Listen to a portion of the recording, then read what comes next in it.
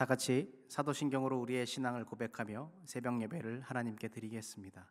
전능하사 천지를 만드신 하나님 아버지를 내가 믿사오며 그 외아들 우리 주 예수 그리스도를 믿사오니 이는 성령으로 잉태하사 동정녀 마리아에게 나시고 본디오 빌라도에게 고난을 받으사 십자가에 못 박혀 죽으시고 장사한 지 사흘 만에 죽은 자 가운데서 다시 살아나시며 하늘에 오르사 전능하신 하나님 우편에 앉아 계시다가 저리로서 산 자와 죽은 자를 심판하러 오시리라. 성령을 믿사오며 거룩한 공예와 성도가 서로 교통하는 것과 죄를 사하여 주시는 것과 몸이 다시 사는 것과 영원히 사는 것을 믿사옵나이다. 아멘.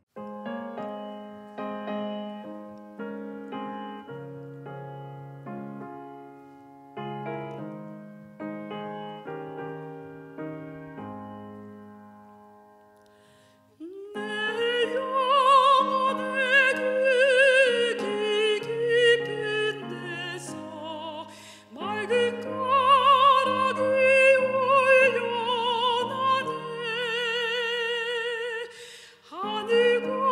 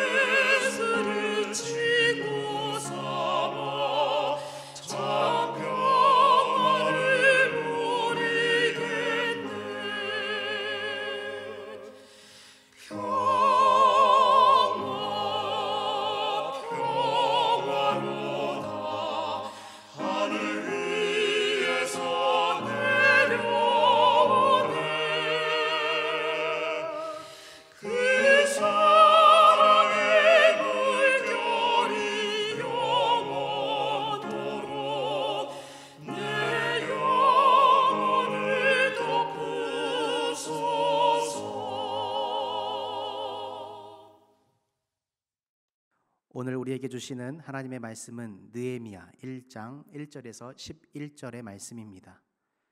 제가 봉독하겠습니다. 하가랴의 아들 느헤미야의 말이라. 아닥사스다 왕 제20년 기스르월에 내가 수산궁에 있는데 내 형제들 가운데 하나인 하나니가 두어 사람과 함께 유다에서 내게 이르렀기로 내가 그 사로잡힘을 면하고 남아있는 유다와 예루살렘 사람들의 형편을 물은즉 그들이 내게 이르되 사로잡힘을 면하고 남아있는 자들이 그 지방 거기에서 큰 환난을 당하고 능욕을 받으며 예루살렘 성은 허물어지고 성문들은 불탔다 하는지라. 내가 이 말을 듣고 앉아서 울고 수일 동안 슬퍼하며 하늘의 하나님 앞에 금식하며 기도하여 이르되 하늘의 하나님 여호와 크고 두려우신 하나님이여 주를 사랑하고 주의 계명을 지키는 자에게 언약을 지키시며 긍휼을 베푸시는 주여 간구하나이다. 이제 종이 주의 종들인 이스라엘 자손을 위하여 주야로 기도하오며 우리 이스라엘 자손이 주께 범죄한 죄들을 자복하오니 주는 귀를 기울이시며 눈을 여시사 종의 기도를 들으시옵소서. 나와 내 아버지의 집이 범죄하여 주를 향하여 크게 악을 행하여 주께서 주의 종 모세에게 명령하신 계명과 율례와 규례를 지키지 아니하였나이다. 옛적에 주께서 주의 종 모세에게 명령하여 이르시되 만일 너희가 범죄하면 내가 너희를 여러 나라 가운데에 흩을 것이요 만일 내게로 돌아와 내 계명을 지켜 행하면 너희 쫓긴 자가 하늘 끝에 있을지라도 내가 거기서부터 그들을 모아 내 이름을 두려고 택한 곳에 돌아오게 하리라 하신 말씀을 이제 청하건대 기억하옵소서. 이들은 주께서 일찍이 큰 권능과 강한 손으로 구속하신 주의 종들이요 주의 백성이니이다. 주여 구하오니 귀를 기울이사 종의 기도와 주의 이름을 경외하기를 기뻐하는 종들의 기도를 들으시고 오늘 종이 형통하여 이 사람들 앞에서 은혜를 입게 하옵소서 하였더니 그때에 내가 왕의 술 관원이 되었느니라. 아멘. 함께할 예배와 드려진 예물을 위해 다 함께 기도하시겠습니다. 하나님 아버지 감사합니다. 오늘 우리를 이곳에 부르시고 하나님의 이름으로 모이게 하시니 감사합니다. 하나님 이 새벽 가운데 주님 앞에 나아옵니다. 우리의 기도 제목과 하나님 앞에 드리는 우리의 마음의 정성이 있습니다. 하나님 기쁘게 받아주시옵소서. 하나님 또한 오늘 이 시간 주님의 말씀을 듣습니다. 깨닫게 하시고 우리의 마음판에 새기게 하여 주시옵소서. 우리 주 예수 그리스도의 이름으로 기도드립니다. 아멘. 할렐루야. 오늘 이 시간 새벽 가운데 나오신 성도님들을 주님의 이름으로 환영합니다. 오늘 우리가 나눌 말씀의 제목은요, 청하건대 기억하옵소서입니다. 오늘 우리가 나눌 말씀은 이스라엘이 바벨론에게 무너지고 하나님께서 약속한 때가 이르자 성전이 회복되고 이스라엘의 나라가 회복되는 때를 나누는 말씀입니다. 바벨론이라는 큰 제국이 무너지고 바사라는 페르시아라고 불리는 그 제국이 들어서게 되는데 바사왕 고레스의 명령을 따라 이스라엘은 성전을 짓게 됩니다. 앞서 나누었던 것처럼 성전은 회복되었지만 아직 회복되지 않은 것이 있습니다. 바로 예루살렘의 성입니다. 성벽입니다. 느헤미야는 포로로 잡혀온 이 제국에서 먼저 간 형제들이 어떻게 지내고 있는지를 하나니라는 사람을 통해 듣게 됩니다. 좋은 소식이 들려왔으면 너무나도 좋겠지만 예루살렘으로부터 온 소식은 성은 허물어지고 성문들은 불탔다는 겁니다. 느헤미야는 예루살렘이 당하는 처지를 보고 슬피 울며 하나님께 기도하기 시작합니다. 느헤미야의 기도를 다루기에 앞서서 한 가지 생각해 보고 싶은 것이 있습니다. 하나님과의 관계성입니다. 지금 하나님과 이스라엘의 사이에는 어떠한 일이 일어나고 있습니까? 이스라엘 백성이든 우리든 하나님과 우리의 관계가 회복될 때 이 일이 왜 일어났는지를 깨닫는 것은 굉장히 중요합니다. 느헤미야의 기도를 잘 살펴보게 되면 그가 어디에 초점을 맞추고 있는지를 우리는 볼 수 있습니다. 그의 기도의 초점은 하나님입니다. 바사라는 제국 안에서 이스라엘이 회복할 수 있는 방법은 정치적인 모략이 아니라 하나님께 있음을 느헤미야는 알고 있습니다. 물론 그가 아직은 왕의 술 관원장이라는 그 권세를 갖기 전이며 어떤 능력을 갖고 있었는지 바사라는 왕국에서 어떤 직분을 갖고 있었는지는 모르지만 그의 기도는 하나님께 초점을 맞추고 있습니다. 느헤미야의 기도 속에서 이스라엘 나라가 무너지게 된 이유를 하나님의 백성이 하나님을 배반하였기 때문이라고 그는 생각하고 있습니다. 진짜 그렇습니까? 이스라엘이 무너지게 된 이유가 하나님을 배반하였기 때문입니까? 그는 역사를 아는 자입니다. 그리고 율법을 아는 자였습니다. 우리식으로 이야기하면 하나님이 지금까지 품으신 역사를 아는 자였고, 그는 하나님의 말씀을 잘 아는 자였습니다. 하나님으로 말미암아 이스라엘이 세워짐을 받을 수 있다는 믿음과 확신은 어디서 나올 수 있다는 겁니까? 이 일이 하나님과 우리 사이의 범죄함이며 하나님과 우리가 회복한다면 다시 부흥할 수 있다는 생각이 어디서 나타나는 것 마냐 말입니다. 그러나 그는 기도합니다. 우리가 드리는 기도에는 대상이 있습니다. 그리고 그 기도에 내용이 있습니다. 우리의 기도가 깊은 내용을 가지려면 그 대상을 정확하게, 자세히, 깊이 알아야 합니다. 하나님이 누구이신지 알아야 합니다. 느헤미야는 지금 예루살렘의 성벽이 무너지고 성문이 불탄 것으로만 슬퍼하는 겁니까?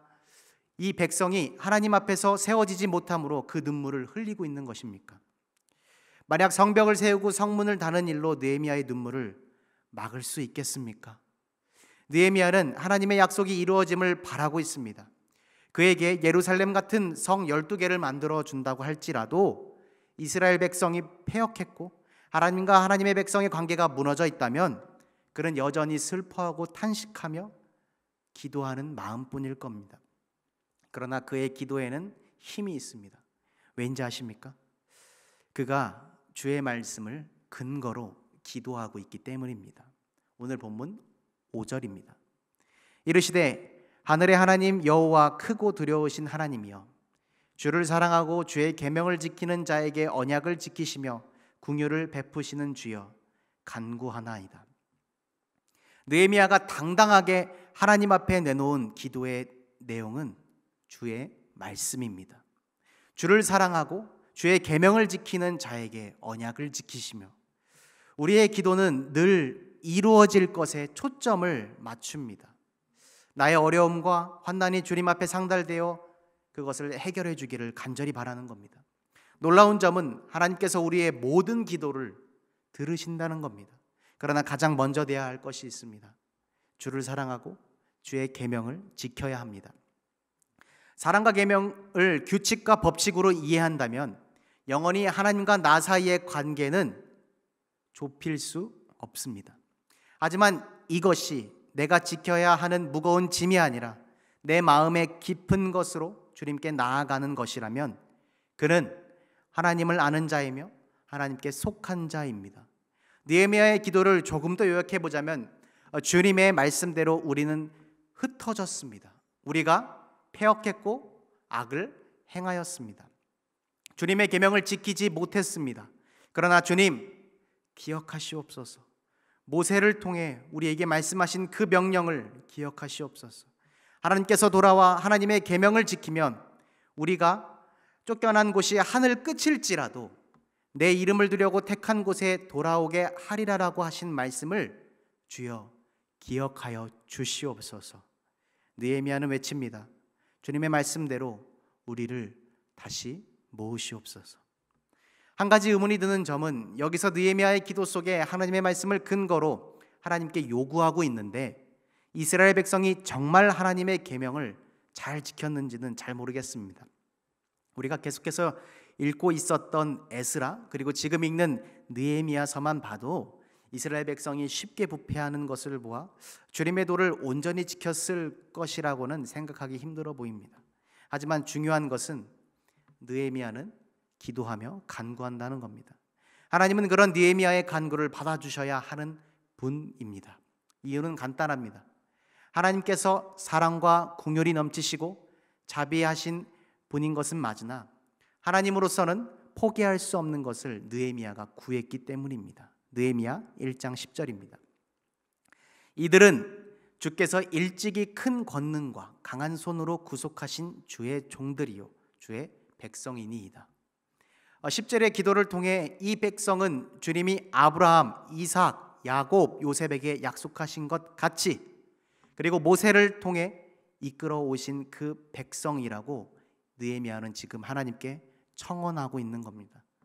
느헤미야가 하는 기도에서 가장 강력한 무기입니다. 일찍이 큰 권능과 강한 손으로 구속하신 주의 종들이요, 주의 백성입니다. 하나님의 입장에서는 이스라엘 백성이 갖는 의미가 어떠한지 세상의 눈으로 바라보면 그들은 손해만 될 백성입니다. 아무리 많은 사랑과 궁율과 자비와 모든 것들을 주어도 그들은 배반하기 때문입니다. 우리도 마찬가지입니다. 나에게 손해를 끼치는 사람, 나에게 손해보는 일을 빠르게 정리해야 합니다. 그것이 지혜로운 겁니다. 가만히 두었다가는 내 재산과 나의 모든 것을 갉아먹기 때문입니다. 그러나 내게 손해를 끼쳐도 괜찮은 존재가 있습니다. 그 특별한 지위를 누리는 자들이 있습니다. 바로 자녀들입니다. 제가 저희 교회에서 아이들 키우기에 학원비 많이 들어서 힘들다는 분 참 많이 봤습니다. 어머님들에게 전화신방을 할 때 혹은 이렇게 대면해서 이야기할 때 말입니다. 그러나 힘들다고 학원 몇 개를 그만두는 일은 있어도 자식을 가르치거나 키우거나 그를 위하여 마음을 쓰고 기도하기를 그치는 분은 본 적이 없습니다. 저는 이럴 때 하나님의 마음을 엿봅니다. 하나님 그 이름을 포기하시고 바벨론이라는 바사라는 큰 제국의 이방 나라들의 왕에게서 하나님 그 이름을 친히 높이신 분입니다.